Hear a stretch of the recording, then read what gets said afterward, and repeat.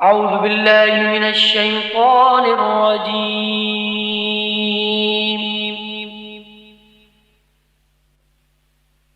بسم الله الرحمن الرحيم.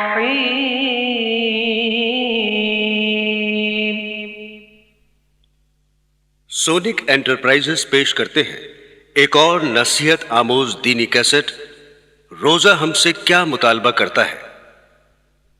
دوستو، بزرگوں اور عزیزان گرامی، کون مسلمان ایسا ہوگا جو رمضان کے مہینے کی عظمت اور برکت سے واقف نہ ہو؟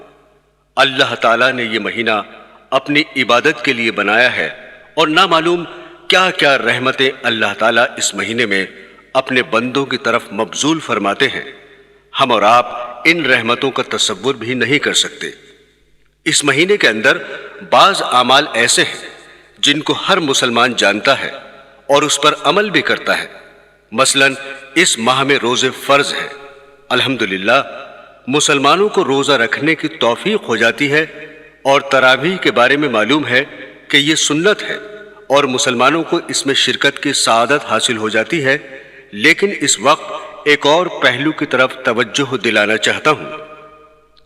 دوستو، عام طور پر یہ سمجھا جاتا ہے کہ رمضان المبارک کی خصوصیت صرف یہ ہے کہ اس میں روزے رکھے جاتے ہیں اور رات کے وقت تراویح پڑھی جاتی ہے، اور بس اس کے علاوہ اور کوئی خصوصیت نہیں۔ اس میں تو شک نہیں ہے کہ یہ دونوں عبادتیں اس مہینے کی بڑی اہم عبادات میں سے ہیں، لیکن بات صرف یہاں تک ختم نہیں ہوتی، بلکہ در حقیقت رمضان المبارک ہم سے اس سے زیادہ کا مطالبہ کرتا ہے۔ اور قرآن کریم میں اللہ جل شانہ نے ارشاد فرمایا ہے کہ میں نے جنات اور انسانوں کو صرف ایک کام کے لیے پیدا کیا، اور وہ یہ کہ میری عبادت کریں۔ گویا اللہ تعالیٰ نے انسان کی تخلیق کا بنیادی مقصد یہ بتایا کہ وہ اللہ کی عبادت کرے۔ یہاں بعض لوگوں کو، خاص کر نئی روشنی کے لوگوں کو، یہ شبہ ہوتا ہے کہ اگر انسان کی تخلیق کا مقصد صرف عبادت تھا تو اس کام کے لیے انسان کو پیدا کرنے کی کیا ضرورت تھی؟ یہ کام تو فرشتے پہلے سے بہت اچھی طرح انجام دے رہے تھے، اور وہ اللہ کی عبادت، تسبیح اور تقدیس میں لگے ہوئے تھے۔ یہی وجہ ہے کہ جب اللہ تعالیٰ نے حضرت آدم علیہ السلام کو تخلیق فرمانے کا ارادہ کیا اور فرشتوں کو بتایا کہ میں اس طرح کا ایک انسان پیدا کرنے والا ہوں، تو فرشتوں نے بے ساختہ یہ کہا کہ آپ ایک ایسے انسان کو پیدا کر رہے ہیں جو زمین میں فساد مچائے گا اور خون ریزی کرے گا، اور عبادت، تسبیح اور تقدیس ہم انجام دے رہے ہیں۔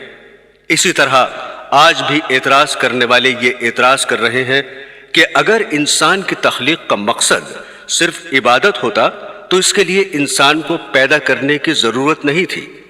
یہ کام تو فرشتے پہلے ہی انجام دے رہے ہیں۔ بے شک اللہ تعالیٰ کے فرشتے اللہ تعالیٰ کی عبادت کر رہے تھے، لیکن ان کی عبادت بالکل مختلف نوعیت کی تھی، اور انسان کے سپرد جو عبادت کی گئی وہ بالکل مختلف نوعیت کی تھی، اس لیے کہ فرشتے جو عبادت کر رہے تھے ان کے مزاج میں اس کے خلاف کرنے کا امکان ہی نہیں تھا۔ وہ اگر چاہے کہ عبادت نہ کریں تو ان کے اندر عبادت چھوڑنے کی صلاحیت نہیں۔ اللہ تعالیٰ نے ان کے اندر سے گناہ کرنے کا امکان ہی ختم فرما دیا، اور نہ انہیں بھوک لگتی ہے، نہ ان کو پیاس لگتی ہے، اور نہ ان کے اندر شہوانی تقاضا پیدا ہوتا ہے، حتیٰ کہ ان کے دل میں گناہ کا وسوسہ بھی نہیں گزرتا۔ گناہ کی خواہش اور گناہ پر اقدام تو دور کی بات ہے۔ اس لیے اللہ تعالیٰ نے ان کی عبادت پر کوئی اجر و ثواب بھی نہیں رکھا، کیونکہ اگر فرشتے گناہ نہیں کر رہے ہیں تو اس میں ان کا کوئی کمال نہیں، اور جب کوئی کمال نہیں تو پھر جنت والا اجر و ثواب بھی مرتب نہیں ہوگا۔ مثلا ایک شخص بینائی سے محروم ہے، جس کی وجہ سے ساری عمر اس نے نہ کبھی فلم دیکھی، نہ کبھی ٹی وی دیکھا، اور نہ کبھی غیر محرم پر نگاہ ڈالی۔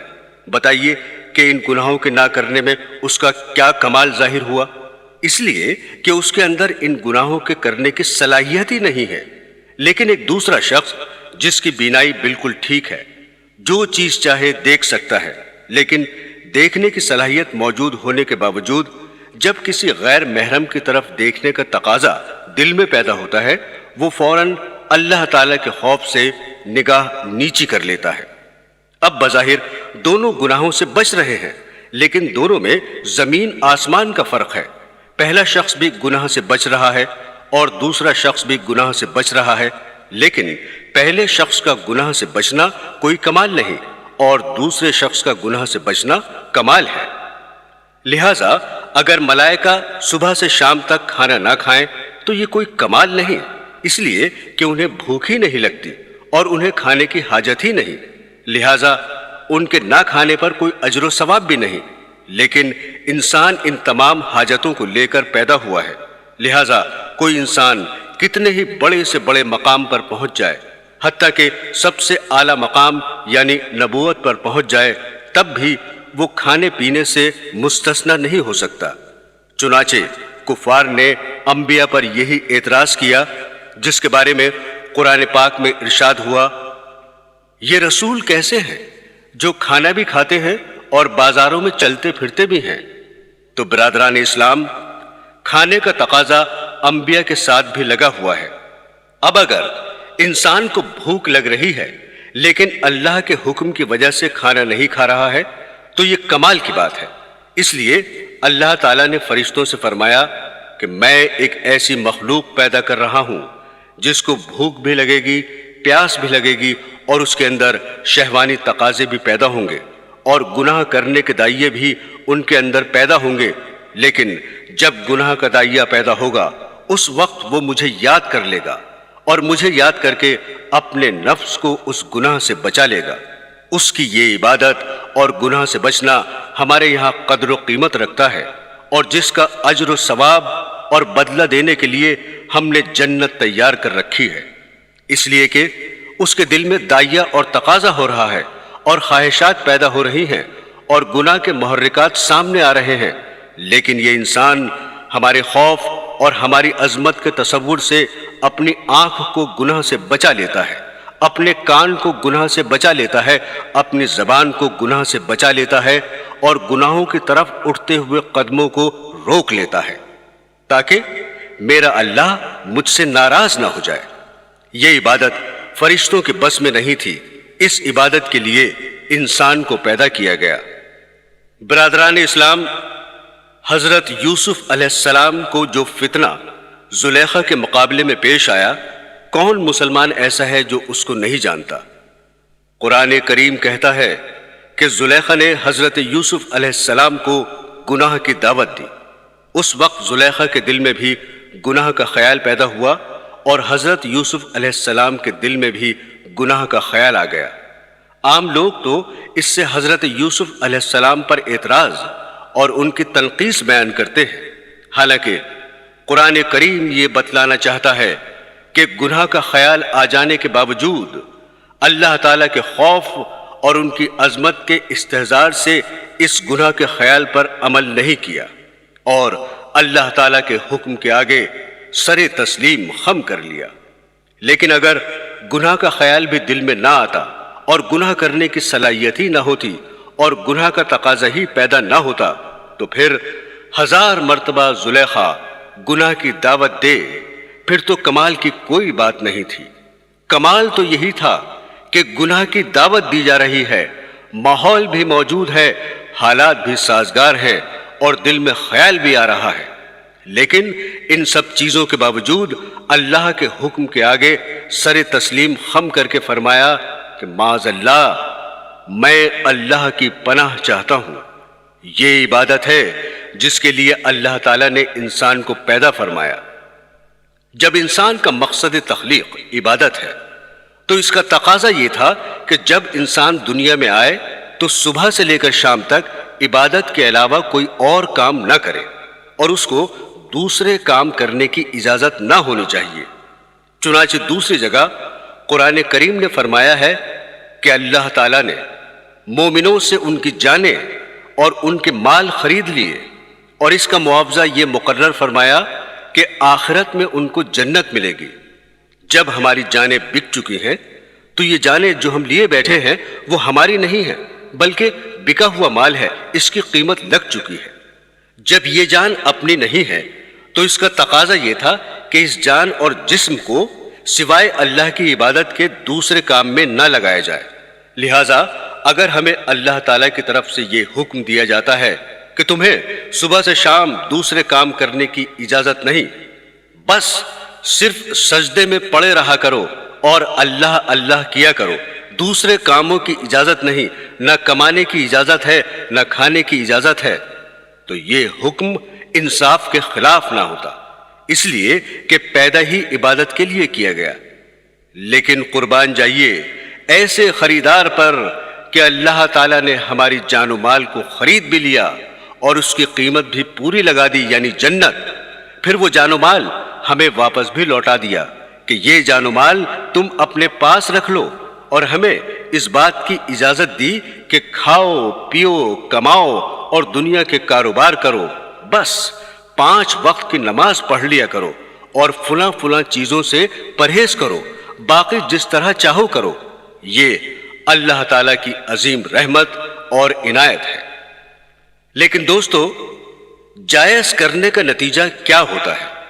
اللہ تعالیٰ بھی جانتے تھے کہ جب یہ انسان دنیا کے کاروبار اور کام دھندوں میں لگے گا تو رفتہ رفتہ اس کے دل پر غفلت کے پردے پڑ جایا کریں گے اور دنیا کے کاروبار اور دھندوں میں کھو جائے گا۔ تو اس غفلت کو دور کرنے کے لیے وقتاً فوقتاً کچھ اوقات مقرر فرما دیے ہیں۔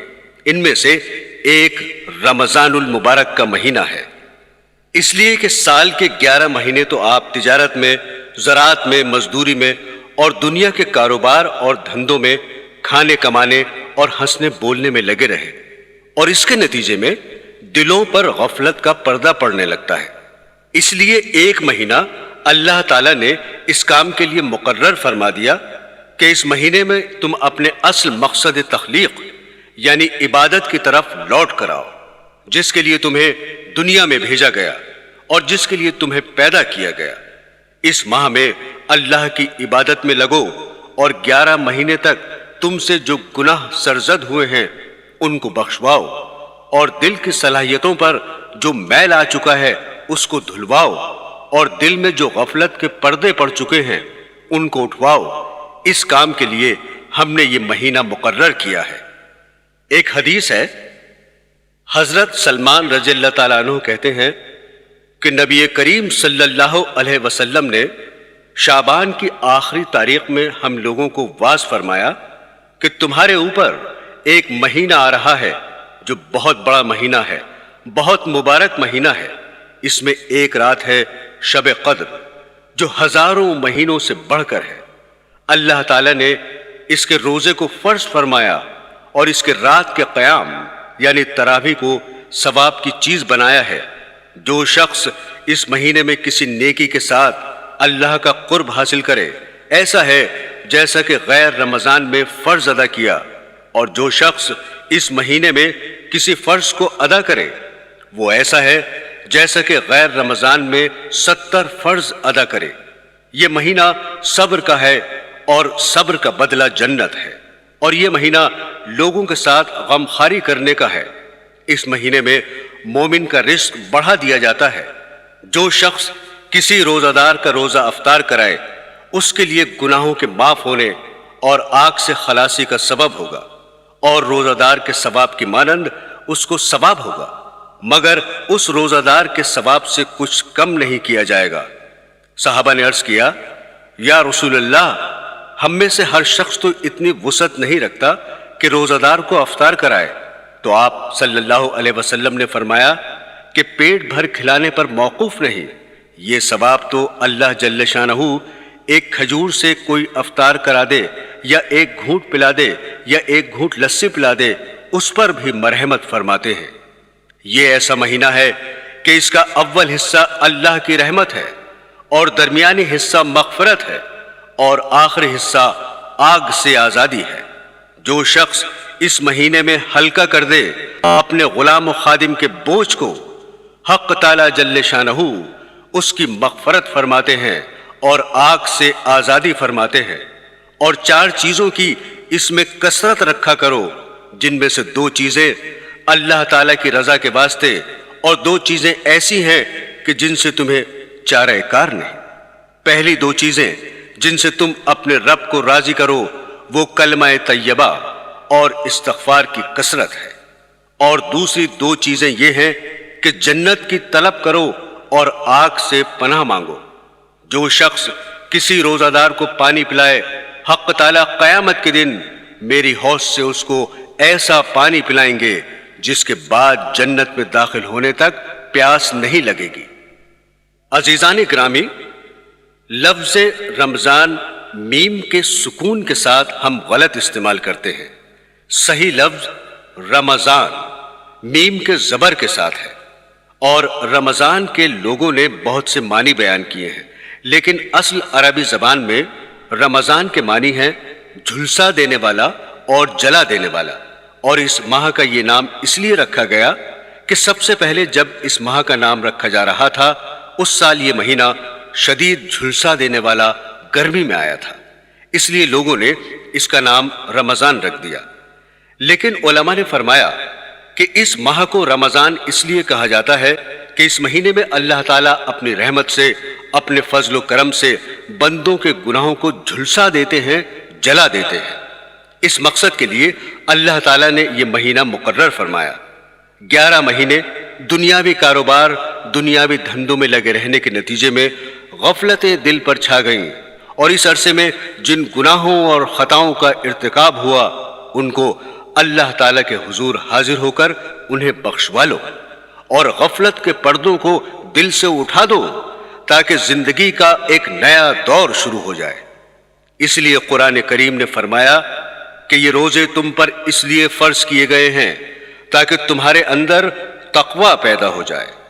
تو رمضان کے مہینے کا اصل مقصد یہ ہے کہ سال بھر کے گناہوں کو بخشوانا اور غفلت کے حجاب دل سے اٹھانا اور دلوں میں تقوی پیدا کرنا۔ جیسے کسی مشین کو جب کچھ عرصے استعمال کیا جائے تو اس کے بعد اس کی سروس کرانی پڑتی ہے، اس کی صفائی کرانی ہوتی ہے، اسی طرح اللہ تعالیٰ نے انسان کی سروس اور اوور ہالنگ کے لیے یہ رمضان المبارک کا مہینہ مقرر فرمایا تاکہ اس مہینے میں اپنی صفائی کراؤ اور اپنی زندگی کو ایک نئی شکل دو۔ عزیزان گرامی، صرف روزہ رکھنے اور تراویح پڑھنے کی حد تک بات ختم نہیں ہوتی، بلکہ اس مہینے کا تقاضا یہ ہے کہ انسان اپنے آپ کو اس مہینے میں دوسرے کاموں سے فارغ کر لے، اس لیے کہ 11 مہینے تک زندگی کے دوسرے کام دھندوں میں لگے رہے، لیکن یہ مہینہ انسان کے لیے اس کی اصل مقصد تخلیق کی طرف لوٹنے کا مہینہ ہے۔ اس لیے اس مہینے کے تمام اوقات، ورنہ کم از کم اکثر اوقات یا جتنا زیادہ سے زیادہ ہو سکے اللہ کی عبادت میں صرف کرے، اور اس کے لیے انسان کو پہلے سے تیار ہونا چاہیے اور اس کا پہلے سے پروگرام بنانا چاہیے۔ آج کل عالم اسلام میں ایک بات چل پڑی ہے جس کی ابتدا عرب ممالک خاص کر مصر اور شام سے ہوئی، اور پھر دوسرے ملکوں میں بھی رائج ہو گئی اور ہمارے یہاں بھی آ گئی ہے۔ وہ یہ ہے کہ رمضان شروع ہونے سے پہلے کچھ محفلیں منعقد ہوتی ہیں جن کا نام محفل استقبال رمضان رکھا جاتا ہے، جس میں رمضان سے 1-2 دن پہلے ایک اجتماع منعقد کیا جاتا ہے اور اس میں قرآن کریم اور تقریر اور وعظ رکھا جاتا ہے، جس کا مقصد لوگوں کو یہ بتلانا ہوتا ہے کہ ہم رمضان المبارک کا استقبال کر رہے ہیں اور اس کو خوش آمدید کہہ رہے ہیں۔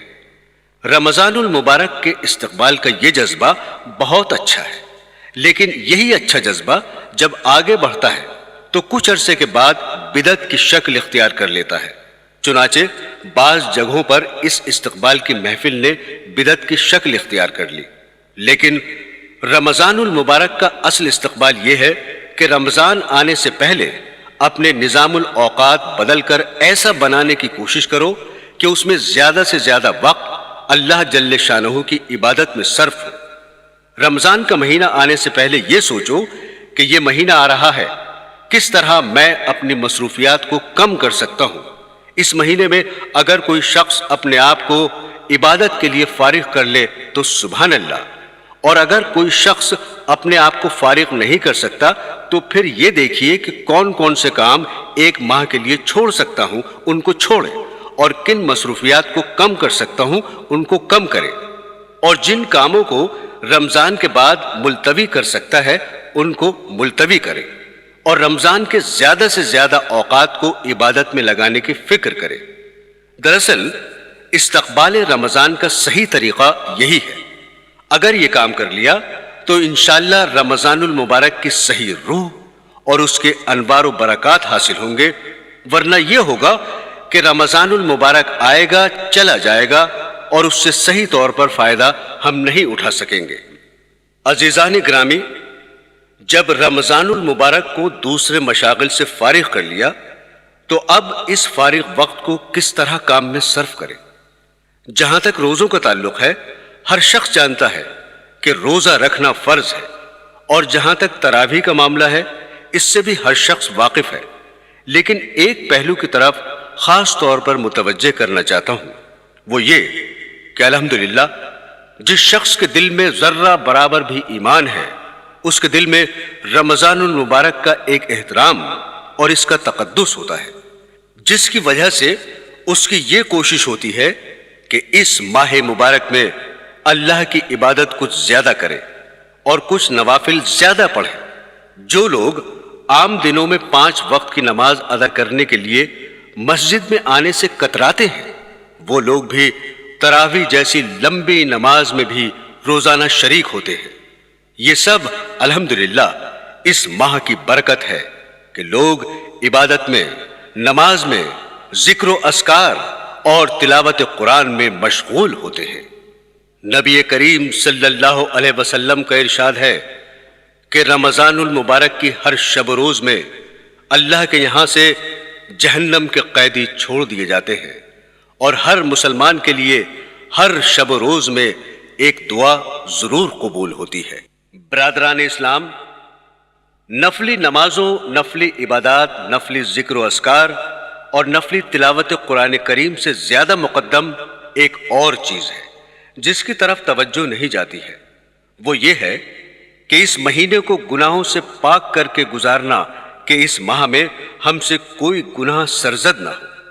اس مبارک مہینے میں آنکھ نہ بہکے، نظر غلط جگہ پر نہ پڑے، کان غلط چیزیں نہ سنے، زبان سے کوئی غلط کلمہ نہ نکلے، اور اللہ تبارک و تعالیٰ کی معصیت سے مکمل اجتناب ہو۔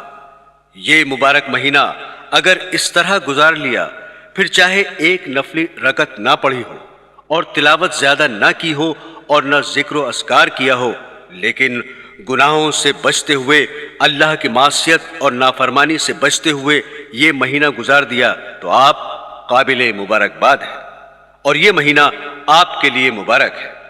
11 مہینے تک ہر قسم کے کام میں مبتلا رہتے ہیں، اور یہ اللہ تبارک و تعالیٰ کا ایک مہینہ آ رہا ہے، کم از کم اس کو تو گناہوں سے پاک کر لو، اس میں تو اللہ تعالیٰ کی نافرمانی نہ کرو، اس میں تو کم از کم جھوٹ نہ بولو، اس میں تو غیبت نہ کرو، اس میں تو بد نگاہی کے اندر مبتلا نہ ہو، اس مبارک مہینے میں تو کانوں کا غلط استعمال نہ کرو، اس میں تو رشوت نہ کھاؤ، اس میں سود نہ کھاؤ، کم از کم ایک مہینہ اس طرح گزار لو۔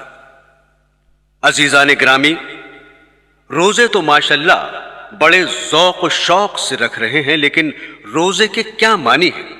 روزے کے معنی یہ ہیں کہ کھانے سے اجتناب کرنا، پینے سے اجتناب اور نفسانی خواہشات کی تکمیل سے اجتناب کرنا۔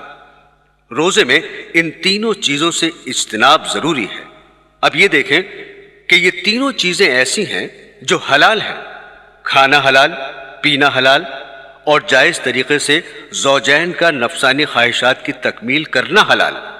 اب روزے کے دوران آپ ان حلال چیزوں سے تو پرہیز کر رہے ہیں، نہ کھا رہے ہیں، نہ پی رہے ہیں، لیکن جو چیزیں پہلے سے حرام تھیں، مثلا جھوٹ بولنا، غیبت کرنا، بد نگاہی کرنا، جو ہر حال میں حرام تھی، روزے میں یہ سب چیزیں ہو رہی ہیں۔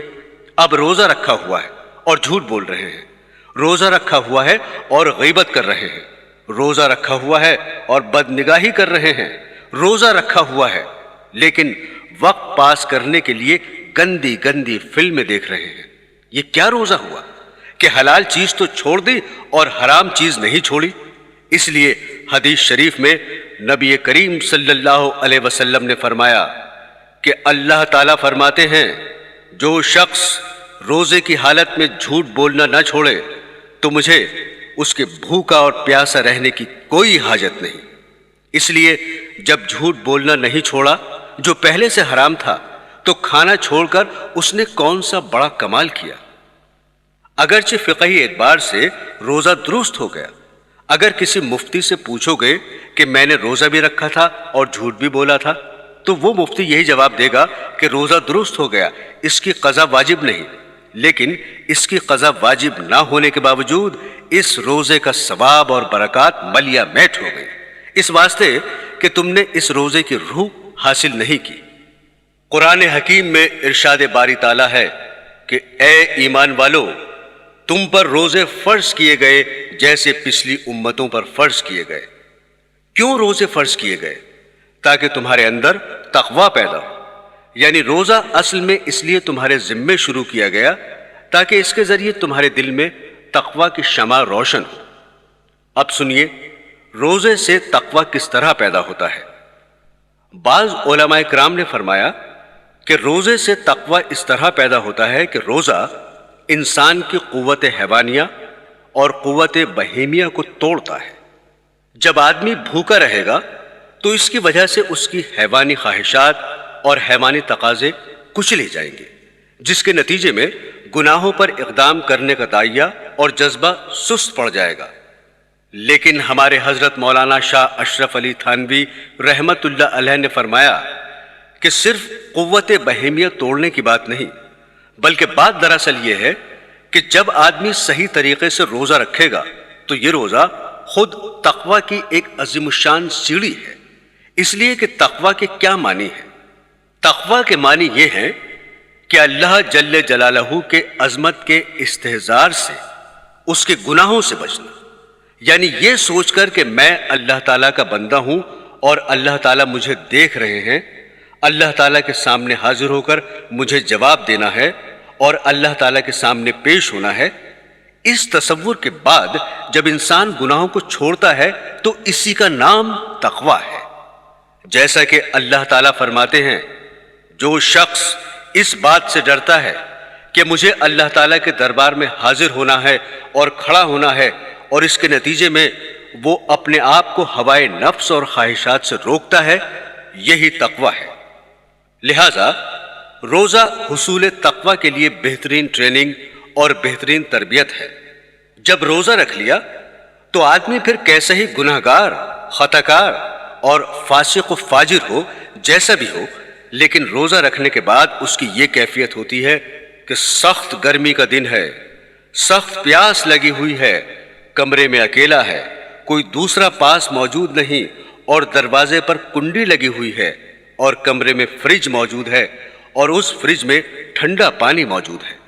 اس وقت انسان کا نفس یہ تقاضا کرتا ہے کہ شدید گرمی کے عالم میں ٹھنڈا پانی پی لوں، لیکن کیا وہ شخص فریج سے ٹھنڈا پانی نکال کر پی لے گا؟ ہرگز نہیں پیے گا۔ حالانکہ اگر وہ پانی پی لے تو کسی بھی انسان کو کانوں کان خبر نہ ہوگی، کوئی لعنت اور ملامت کرنے والا نہیں ہوگا اور دنیا والوں کے سامنے وہ روزہ دار ہی رہے گا اور شام کو باہر نکل کر آرام سے لوگوں کے ساتھ افطاری کھا لے تو کسی شخص کو بھی پتہ نہیں چلے گا کہ اس نے روزہ توڑ دیا ہے۔ لیکن اس سب کے باوجود وہ پانی نہیں پیتا ہے۔ کیوں نہیں پیتا؟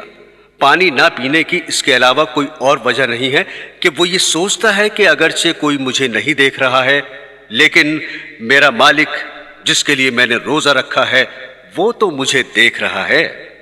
اسی لیے اللہ جل شانہ فرماتے ہیں کہ روزہ میرے لیے ہے، لہٰذا میں ہی اس کی جزا دوں گا۔ اور اعمال کے بارے میں تو یہ فرمایا کہ کسی عمل کا 10 گنا اجر، کسی عمل کا 70 گنا اجر اور کسی عمل کا 100 گنا اجر ہے، حتیٰ کہ صدقہ کا اجر 700 گنا ہے۔ لیکن روزے کے بارے میں فرمایا کہ روزے کا اجر میں دوں گا، کیونکہ روزہ اس نے صرف میرے لیے رکھا تھا، اس لیے کہ شدید گرمی کی وجہ سے جب حلق میں کانٹے لگ رہے ہیں اور زبان پیاس سے خشک ہے اور فریج میں ٹھنڈا پانی موجود ہے، تنہائی ہے اور کوئی دیکھنے والا بھی نہیں ہے، اس کے باوجود میرا بندہ صرف اس لیے پانی نہیں پی رہا ہے کہ اس کے دل میں میرے سامنے کھڑا ہونے اور جواب دہی کا ڈر اور احساس ہے۔ اس احساس کا نام تقویٰ ہے۔ اگر یہ احساس پیدا ہو گیا تو تقویٰ بھی پیدا ہو گیا۔ لہذا تقویٰ روزے کی ایک شکل بھی ہے اور اس کے حصول کی ایک سیڑھی بھی ہے۔ اس لیے اللہ تعالیٰ نے فرمایا کہ ہم نے روزے اس لیے فرض کیے تاکہ تقویٰ کی عملی تربیت دے۔ لہذا جب تم روزے کے ذریعے یہ عملی تربیت حاصل کر رہے ہو تو پھر اس کو اور ترقی دو اور آگے بڑھاؤ۔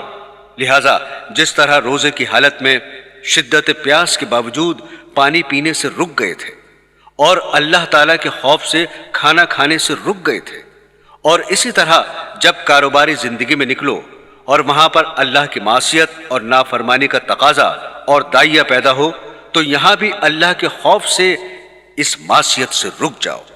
لہذا 1 مہینے کے لیے ہم تمہیں ایک تربیتی کورس سے گزار رہے ہیں، اور یہ تربیتی کورس اس وقت مکمل ہوگا جب کاروباری زندگی میں ہر موقع پر اس پر عمل کرو، ورنہ اس طرح یہ تربیتی کورس مکمل نہیں ہوگا کہ اللہ کے خوف سے پانی پینے سے تو رک گئے اور جب کاروباری زندگی میں نکلے تو پھر آنکھ غلط جگہ پر پڑ رہی ہے، کان بھی غلط باتیں سن رہے ہیں، زبان سے بھی غلط باتیں نکل رہی ہیں۔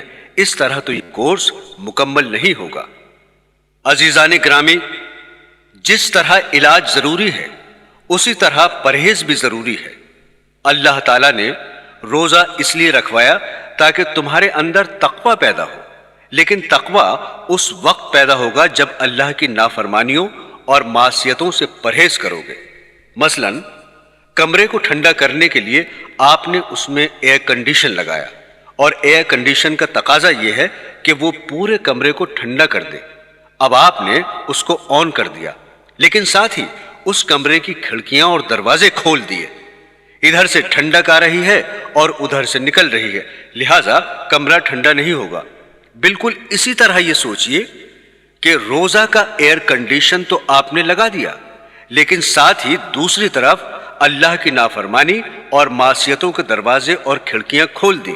اب بتائیے ایسے دروازے سے کوئی فائدہ حاصل ہوگا؟ اسی طرح روزے کے اندر یہ حکمت کہ اس کا مقصد قوت بہیمیہ توڑنا ہے، یہ بات کی حکمت ہے۔ اصل مقصد یہ ہے کہ ان کے حکم کی اتباع اور سارے دین کا دار و مدار اللہ اور اللہ کے رسول کے حکم کی اتباع ہے۔ وہ جب کہیں کہ کھاؤ اس وقت کھانا دین ہے، اور جب وہ کہیں کہ مت کھاؤ اس وقت نہ کھانا دین ہے۔ اللہ تعالیٰ نے اپنی اطاعت اور اپنی اتباع کا عجیب نظام بنایا ہے کہ سارا دن تو روزہ رکھنے کا حکم دیا اور اس پر بڑا اجر و ثواب رکھا، لیکن ادھر آفتاب غروب ہوا، ادھر یہ حکم آ گیا کہ اب جلدی افطار کرو، کیونکہ بلا وجہ افطار میں تاخیر کرنا مکروہ اور ناپسندیدہ ہے۔ کیوں ناپسندیدہ ہے؟ اس لیے کہ جب آفتاب غروب ہو گیا تو اب ہمارا یہ حکم آ گیا کہ اب بھی اگر نہیں کھاؤ گے اور بھوکے رہو گے تو یہ بھوک کی حالت ہمیں پسند نہیں۔ اس لیے کہ اصل کام ہماری اتباع کرنا ہے، اپنا شوق پورا نہیں کرنا ہے۔ دوستو، عام حالات میں دنیا کی کسی چیز کی حرص اور ہوس بہت بری چیز ہے، لیکن جب وہ کہیں کہ حرص کرو تو پھر حرص ہی میں لطف اور مزہ ہے۔ کسی نے کیا خوب کہا ہے، جب سلطان دین یہ چاہ رہے ہیں کہ میں حرص اور طمع کروں تو پھر قناعت کے سر پر خاک، پھر قناعت میں مزہ نہیں ہے، پھر تو طمع اور حرص میں مزہ ہے۔ یہ افطار میں جلدی کرنے کا حکم اسی وجہ سے ہے۔ غروب آفتاب سے پہلے تو یہ حکم تھا، ایک ذرہ بھی اگر منہ میں چلا گیا تو گناہ بھی لازم اور کفارہ بھی لازم۔ مثلا 7 بجے آفتاب غروب ہو رہا تھا، اب اگر کسی شخص نے 6:59 پر ایک چنے کا دانہ کھا لیا، اب بتائیے کہ روزے میں کتنی کمی آئی؟ صرف 1 منٹ کی کمی آئی، 1 منٹ کا روزہ توڑا، لیکن اس 1 منٹ کے روزے کے کفارے میں 60 دن کے روزے رکھنے واجب ہیں۔ اس لیے کہ بات صرف ایک چنے اور 1 منٹ کی نہیں ہے، بات دراصل یہ ہے کہ اس نے ہمارا حکم توڑا۔ ہمارا حکم یہ تھا کہ جب تک آفتاب غروب نہ ہو جائے اس وقت تک کھانا جائز نہیں، لیکن تم نے یہ حکم توڑ دیا، لہٰذا اب 1 منٹ کے بدلے میں 60 دن کے روزے رکھو۔ اور پھر جیسے ہی آفتاب غروب ہو گیا تو یہ حکم آ گیا، اب جلدی کھاؤ، اگر بلا وجہ تاخیر کر دی تو گناہ ہوگا۔ کیوں؟ اس واسطے کہ ہم نے حکم دیا تھا کہ کھاؤ، اب کھانا ضروری ہے۔ لیکن میرے عزیزو، سحری کے بارے میں حکم یہ ہے کہ سحری تاخیر سے کھانا افضل ہے، جلدی کھانا خلاف سنت ہے۔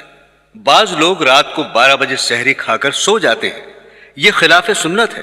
چنانچہ صحابہ کرام کا بھی یہی معمول تھا کہ بالکل آخری وقت تک کھاتے رہتے تھے، اس واسطے کہ یہ وہ وقت ہے جس میں اللہ تعالیٰ کی طرف سے نہ صرف یہ کہ کھانے کی اجازت ہے بلکہ کھانے کا حکم ہے۔ اس لیے جب تک وہ وقت باقی رہے گا ہم کھاتے رہیں گے، کیونکہ اللہ تعالیٰ کے حکم کی اتباع اور اطاعت اسی میں ہے۔ اب اگر کوئی شخص پہلے سحری کھا لے تو گویا کہ اس نے روزے کے وقت میں اپنی طرف سے اضافہ کر دیا، اس لیے پہلے سے سحری کھانے کو ممنوع قرار دیا گیا۔ پورے دین میں سارا کھیل اتباع کا ہے۔ جب ہم نے کہا کہ کھاؤ تو کھانا ثواب ہے، اور جب ہم نے کہا کہ مت کھاؤ تو نہ کھانا ثواب ہے۔ اس لیے حضرت حکیم الامت رحمت اللہ علیہ فرمایا کرتے تھے کہ جب اللہ میاں کہہ رہے ہیں کہ کھاؤ اور بندہ کہے میں تو نہیں کھاتا یا میں کم کھاتا ہوں، یہ تو بندگی اور اطاعت نہ ہوئی۔ ارے بھائی، نہ تو کھانے میں کچھ رکھا ہے اور نہ ہی نہ کھانے میں کچھ رکھا ہے، سب کچھ ان کی اطاعت میں ہے۔ اس لیے جب انہوں نے کہہ دیا کہ کھاؤ تو پھر کھاؤ، اس میں اپنی طرف سے زیادہ پابندی کرنے کی ضرورت نہیں ہے۔ نبی کریم صلی اللہ علیہ وسلم کا ارشاد ہے کہ ہمارے اور اہل کتاب یعنی یہود و نصارہ کے روزے میں سحری کھانے سے فرق ہوتا ہے کہ وہ سحری نہیں کھاتے۔ ایک جگہ ارشاد ہے کہ سحری کھایا کرو کہ اس میں برکت ہے، ایک جگہ ارشاد ہے کہ 3 چیزوں میں برکت ہے، جماعت میں اور سرید میں اور سحری کھانے میں۔ اس حدیث میں جماعت سے عام مراد ہے نماز کی جماعت اور ہر وہ کام جس کو مسلمانوں کی جماعت مل کر کرے کہ اللہ کی مدد اس کے ساتھ فرمائی گئی ہے۔ اور سرید گوشت میں پکی ہوئی روٹی کہلاتی ہے جو نہایت لذیذ کھانا ہوتا ہے۔ تیسرے، سحری۔ نبی کریم صلی اللہ علیہ وسلم جب کسی صحابی کو اپنے ساتھ سحر کھلانے کے لیے بلاتے تو ارشاد فرماتے کہ آؤ برکت کا کھانا کھا لو۔ ایک اور حدیث میں ارشاد ہے کہ سحری کھا کر روزے پر قوت حاصل کرو اور دوپہر کو سو کر آخر شب کے اٹھنے پر مدد چاہا کرو۔ برادران اسلام، اہتمام کرنے کی چیز یہ ہے کہ جب روزہ رکھ لیا تو اب اپنے آپ کو گناہوں سے بچاؤ، آنکھوں کو بچاؤ، کانوں کو بچاؤ، زبانوں کو بچاؤ۔ ایک رمضان کے موقع پر ایک بزرگ دین نے فرمایا کہ میں ایک ایسی بات کہتا ہوں جو کوئی اور نہیں کہے گا، وہ یہ کہ اپنے نفس کو اس طرح بہلاؤ اور اس سے عہد کر لو کہ 1 مہینہ بغیر گناہ کے گزار لو۔ جب یہ 1 مہینہ گزر جائے تو پھر تیرا جو جی چاہے کرنا۔ چنانچہ فرماتے ہیں کہ اللہ تعالیٰ کی رحمت سے امید ہے کہ جب یہ 1 مہینہ بغیر گناہ کے گزر جائے گا تو پھر اللہ تعالیٰ خود اس کے دل میں گناہ چھوڑنے کا داعیہ پیدا فرما دیں گے۔ لیکن یہ عہد کر لو کہ یہ اللہ کا مہینہ آ رہا ہے، یہ عبادت کا مہینہ ہے، یہ تقوی پیدا کرنے کا مہینہ ہے، ہم اس میں گناہ نہیں کریں گے۔ اور ہر شخص اپنے گریبان میں منہ ڈال کر دیکھے کہ وہ کن گناہوں میں مبتلا ہے، پھر ان سب کے بارے میں یہ عہد کر لے کہ میں ان میں مبتلا نہیں ہوں گا۔ مثلا یہ عہد کر لے کہ رمضان المبارک میں آنکھ غلط جگہ پر نہیں اٹھے گی، کان غلط بات نہیں سنیں گے، زبان سے غلط بات نہیں نکلے گی۔ یہ تو کوئی بات نہ ہوئی کہ روزہ بھی رکھا ہوا ہے اور فواحشات کو آنکھ سے دیکھ رہے ہیں اور اس سے لطف اندوز ہو رہے ہیں۔ دوسری اہم بات جو وہ حضرت رحمت اللہ علیہ فرماتے تھے کہ کم از کم اس 1 مہینے میں تو رزق حلال کا اہتمام کر لو، جو لقمہ آئے وہ حلال کا آئے۔ کہیں ایسا نہ ہو کہ روزہ تو اللہ کے لیے رکھا اور اس کو حرام چیز سے افطار کر رہے ہیں، سود پر افطار ہو رہا ہے یا رشوت پر افطار ہو رہا ہے یا حرام آمدنی پر افطار ہو رہا ہے۔ یہ کیسا روزہ ہوا کہ سحری بھی حرام اور افطاری بھی حرام اور درمیان میں روزہ؟ اس لیے خاص طور پر اس مہینے میں حرام روزی سے بچو اور اللہ تبارک و تعالیٰ سے مانگو کہ یا اللہ میں رزق حلال کھانا چاہتا ہوں، مجھے رزق حرام سے بچا لیجیے۔ بعض حضرات وہ ہیں جن کا بنیادی ذریعہ معاش الحمدللہ حرام نہیں ہے بلکہ حلال ہے، البتہ اہتمام نہ ہونے کی وجہ سے کچھ حرام آمدنی کی آمیزش ہو جاتی ہے۔ ایسے حضرات کے لیے حرام سے بچنا کوئی دشوار کام نہیں ہے، وہ کم از کم اس مہینے میں تھوڑا سا اہتمام کر لیں اور حرام آمدنی سے بچیں۔ یہ عجیب قصہ ہے کہ اس ماہ کے لیے تو اللہ تعالیٰ نے فرمایا تھا کہ یہ صبر کا مہینہ ہے، یہ غم خاری کا مہینہ ہے، ایک دوسرے سے ہمدردی کا مہینہ ہے، لیکن اس ماہ میں لوگ الٹا کھال کھینچنے کی فکر کرتے ہیں۔ ادھر رمضان المبارک کا مہینہ آیا اور ادھر چیزوں کی ذخیرہ اندوزی شروع کر دی، لہٰذا کم از کم اس مہینے میں اپنے آپ کو ایسے حرام کاموں سے بچاؤ۔ بعض حضرات وہ ہیں جن کا ذریعہ آمدنی مکمل طور پر حرام ہے، مثلاً وہ کسی سودی ادارے میں ملازم ہے۔ ایسے حضرات اس ماہ میں کیا کریں؟ ایسے آدمی کو جس کی مکمل آمدنی حرام ہے اگر ہو سکے تو رمضان میں چھٹی لے لے اور کم از کم اس ماہ کے خرچ کے لیے جائز اور حلال ذریعے سے انتظام کر لے، کوئی جائز آمدنی کا ذریعہ اختیار کر لے، اور اگر یہ بھی نہ ہو سکے اس ماہ کے خرچ کے لیے کسی سے قرض لے لے اور یہ سوچے میں اس مہینے میں حلال آمدنی سے کھاؤں گا اور اپنے بچوں کو بھی حلال کھلاؤں گا، کم از کم اتنا تو کر لے۔ بہرحال لوگ اس مہینے میں نوافل وغیرہ کا تو اہتمام بہت کرتے ہیں، لیکن گناہوں سے بچنے کا اتنا اہتمام نہیں کرتے، حالانکہ اس ماہ میں اللہ تعالیٰ نے گناہوں سے بچنے کو آسان فرما دیا ہے۔ چنانچہ اس ماہ میں شیطان کو بیڑیاں پہنا دی جاتی ہیں، اس کو قید کر دیا جاتا ہے، لہٰذا شیطان کی طرف سے گناہ کرنے کے وسوسے اور تقاضے ختم ہو جاتے ہیں، اس لیے گناہوں سے بچنا آسان ہو جاتا ہے۔ میرے عزیزو، تیسری بات جس کا روزے سے خاص تعلق ہے وہ ہے غصے سے اجتناب اور پرہیز۔ چنانچہ حدیث شریف میں ہے کہ حضور اقدس صلی اللہ علیہ وسلم نے فرمایا کہ یہ ایک دوسرے سے غمخواری کا مہینہ ہے، لہٰذا غصہ اور غصے کی وجہ سے سرزد ہونے والے جرائم اور گناہ مثلاً جھگڑا، مار پٹائی، تو تکار، ان سب چیزوں سے پرہیز کا اہتمام کریں۔ حدیث شریف میں حضور اقدس صلی اللہ علیہ وسلم نے یہاں تک فرما دیا ہے کہ اگر کوئی شخص تم سے جہالت اور لڑائی کی بات کرے تو تم کہہ دو کہ میرا روزہ ہے، میں لڑنے کے لیے تیار نہیں، نہ زبان سے لڑنے کے لیے تیار ہوں اور نہ ہاتھ سے، اس سے پرہیز کرے۔ یہ سب بنیادی کام ہے۔ برادران اسلام، جہاں تک عبادات کا تعلق ہے، تمام مسلمان ماشاءاللہ جانتے ہی ہیں کہ روزہ رکھنا، تراویح پڑھنا ضروری ہے، اور تلاوت قرآن کو چونکہ اس مہینے سے خاص مناسبت ہے، چنانچہ حضور نبی کریم صلی اللہ علیہ وسلم رمضان کے مہینے میں حضرت جبرائیل علیہ السلام کے ساتھ پورے قرآن کریم کا دور فرمایا کرتے تھے۔ اس لیے جتنا زیادہ سے زیادہ ہو سکے اس مہینے میں تلاوت کریں، اور اس کے علاوہ چلتے پھرتے اٹھتے بیٹھتے زبان پر اللہ کا ذکر کریں، اور نوافل کی جتنی کثرت ہو سکے کریں، اور عام دنوں میں رات کو اٹھ کر تہجد کی نماز پڑھنے کا موقع نہیں ملتا، لیکن رمضان المبارک میں چونکہ انسان سحری کے لیے اٹھتا ہے، تھوڑا پہلے اٹھ جائے اور سحری سے پہلے تہجد پڑھنے کا معمول بنا لے، اور اس مہینے میں نماز خشوع کے ساتھ اور مرد با جماعت نماز پڑھنے کا اہتمام کر لے۔